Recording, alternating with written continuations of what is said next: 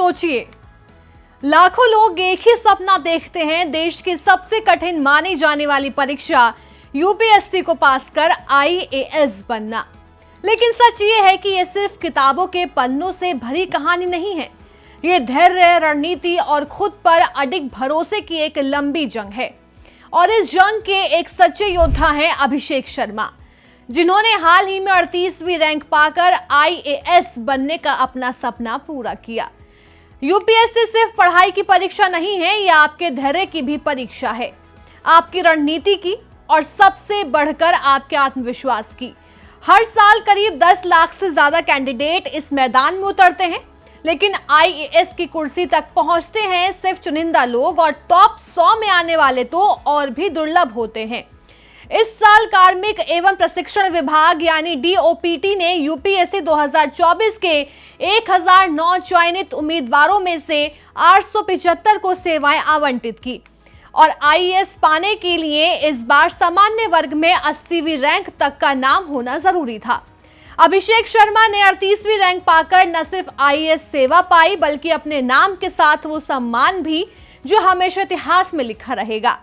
अभिषेक की कहानी किसी बड़े शहर से नहीं, बल्कि एक साधारण से माहौल से शुरू होती है।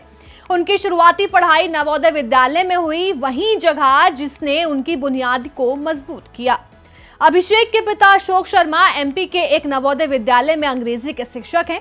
शिक्षा का माहौल घर से ही मिला, और इसी माहौल ने अभिषेक को हमेशा आगे बढ़ने की प्रेरणा दी। स्कूल के बाद अभिषेक ने भोपाल के Maulana Azad national institute of technology से 2022 में इंजीनियरिंग की डिग्री हासिल की। कॉलेज से निकलते ही उन्हें डेलॉइट जैसी नामी मल्टीनेशनल कंपनी में नौकरी मिल गई, लेकिन दिल में एक अधूरा सपना था आईएएस बनने का, और सपनों को अधूरा छोड़ने वालों में वो कभी नहीं थे। एक सुरक्षित और हाई पेइंग जॉब छोड़कर यूपीएससी की तैयारी करना आसान नहीं होता, लेकिन अभिषेक ने वही किया। अपने सपने के लिए रिस्क लिया, तैयारी शुरू हुई, और यहां से उनकी असली परीक्षा भी। पहला अटेम्प्ट असफल, दूसरा अटेम्प्ट फिर असफल, लेकिन उन्होंने हार मानना सीख ही नहीं रखा था। तीसरी कोशिश में 2024 में उन्होंने ऑल इंडिया 38वीं रैंक हासिल कर दी। उनका वैकल्पिक विषय था फिजिक्स, जिसमें उनकी पकड़ बेहद मजबूत थी। अभिषेक का मानना है कि तैयारी के लिए कितने घंटे पढ़े यह मायने नहीं रखता, मायने रखता है कि आपने अपना टारगेट पूरा किया या फिर नहीं।